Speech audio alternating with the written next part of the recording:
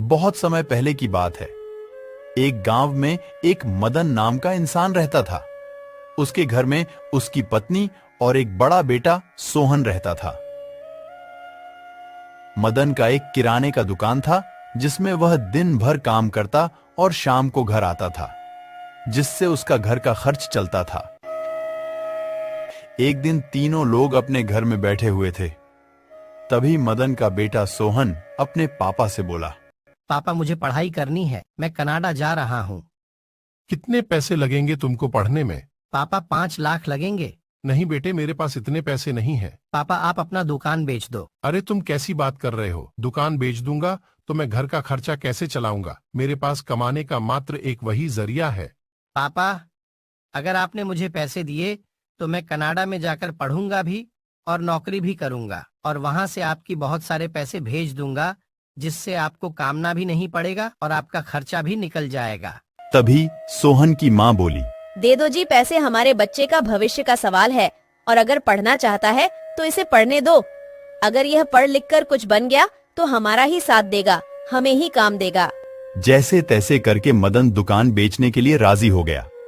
फिर उसने गांव के जमींदार को अपना दुकान बेच दिया और सारे पैसे अपने बेटे को दे दिए कनाडा जाने के लिए। अगले सुबह उसका बेटा कनाडा चला गया पढ़ने के लिए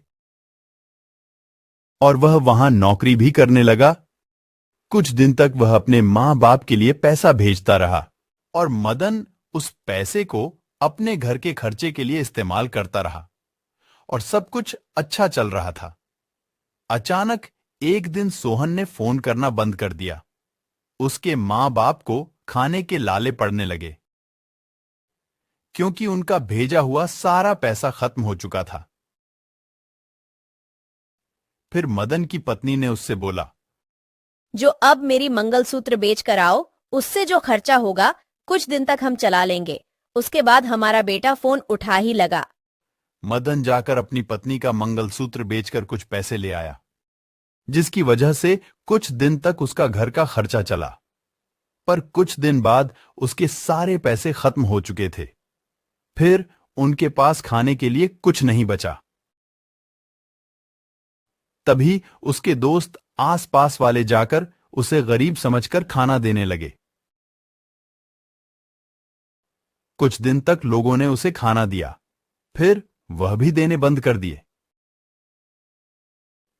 एक दिन अचानक उसकी मां बहुत बीमार पड़ गई और उसके पास इलाज के पैसे नहीं था। फिर उसकी मां भगवान को प्यारी हो गई।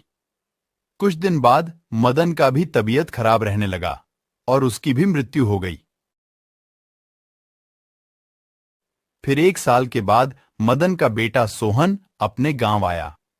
उसने कनाडा में एक औरत से शादी कर ली थी।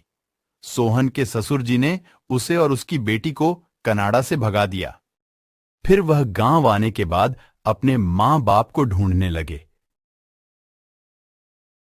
तभी उसके पड़ोस वाले चाचा ने उसे सारी बात बताई और उसने सोहन से बोला, ये घर तुम्हारा नहीं है, तुम्हारे पापा ने इसे किसी के पास बेच दिया है और मिले हुए पैसे से अपनी पत्नी और अपना खुद का खर्चा चलाया। क्या बात सुनने के बाद सोहन बहुत ही उदास हो गया और उसे अपनी गलती पर पछतावा होने लगा। और फिर वह उसी गांव में रहकर कड़ी मेहनत करने लगा और बहुत सारे पैसे जमा कर उसने एक अनाथ आश्रम अपने पिताजी के नाम पर